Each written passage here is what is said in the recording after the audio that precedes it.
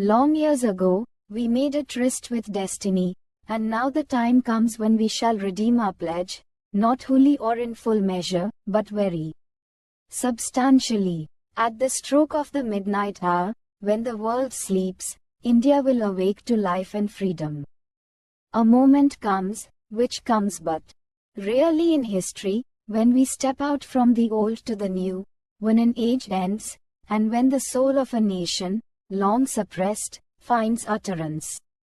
It is fitting that at this solemn moment we take the pledge of dedication to the service of India and her people and to the still larger cause of humanity. At the dawn of history, India started on her unending quest, and trackless centuries are filled with her striving and the grandeur of her successes and her failures. Through good and ill fortune alike, she has never lost sight of that quest or forgotten the ideals which gave her strength. We end today period of ill fortune and India discovers herself again. The achievement we celebrate today is but a step, an opening of opportunity, to the greater triumphs and achievements that await us. Are we brave enough and wise enough to grasp this opportunity and accept the challenge of the future? Freedom and power bring responsibility. The responsibility rests upon this assembly, a sovereign body representing the sovereign people of India. Before the birth of freedom, we have endured all the pains of labor and our hearts are heavy with the memory of this sorrow. Some of those pains continue even now. Nevertheless, the past is over and it is the future that beckons to us now. That future is not one of ease or resting but of incessant striving so that we might fulfill the pledges we have so often taken and the one we shall take today.